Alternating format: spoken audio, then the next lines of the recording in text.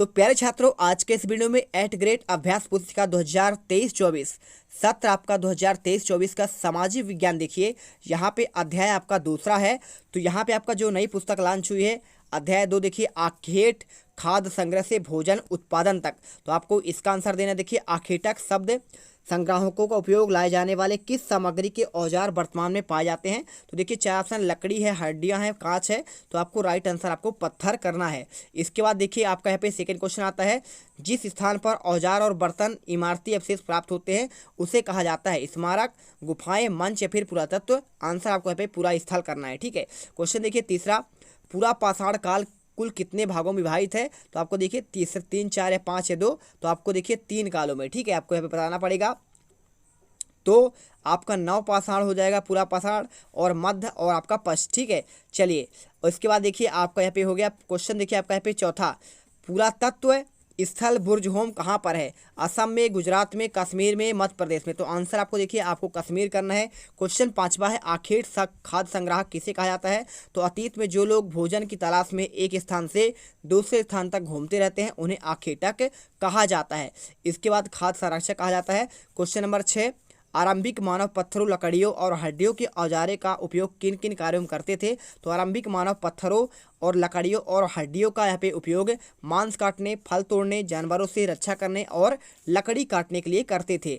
इसके बाद क्वेश्चन देखिए आपका यहाँ पे आता है सातवां, आरंभिक मानव धीरे धीरे पशुपालक कैसे बन गया। तो आरंभिक मानव ने सबसे पहले कुत्तों को पाला, धीरे धीरे भेड़, बकरी, गाय आदि जानवरों का पालना शुरू किया और इनसे लाभ होने के कारण मानव पशुपालक बन गया। इसके बाद क्वेश्चन देखिए आठवां लिखा है, आरंभिक मानव की प्रक्रिया घरेलूकरण की प्रक्रिया कहा जाता है। तो लोगों के द्वारा पौधों को उगाना, जानवरों की देखभाल करने की प्रक्रिया घरेलूकरण की प्रक्रिया का आपका यहाँ पे नाम दिया गया है। इसके बाद क्वेश्चन देखिए आपका 9 नंबर, जहाँ औजार, बर्तन और इमारतों जैसे वस्तु अवशेष पाए गए हैं उस स्थान को क्या कहते हैं। तो वहाँ पे आपको उसको पूरा स्थल कहते हैं। चलिए, इसके बाद देखिए क्वेश्चन आपका आता है, क्वेश्चन आपका 10वां, भीमबेटका मध्य प्रदेश के किस जिले में पाया जाता है। यह एक ऐतिहासिक दृष्टि से क्यों प्रसिद्ध है।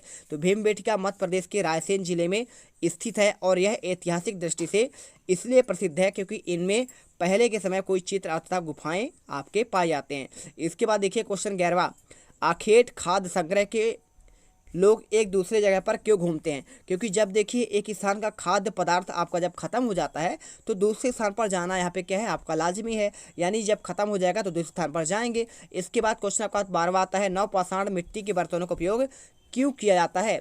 तो नवपाषाण काल में मिट्टी के बर्तनों का उपयोग खाना बनाने, अनाज को भरकर रखने के लिए किया जाता था। ठीक है, तो आपको यहाँ पे देखिए यहाँ पे सामान रखने के लिए करते हैं। क्वेश्चन 13वां, मेहरगढ़ के बारे में 8 से 10 वाक्य लिखे। तो मेहरगढ़ ईरान में जाने वाले महत्वपूर्ण रास्ते का समतल स्थल है।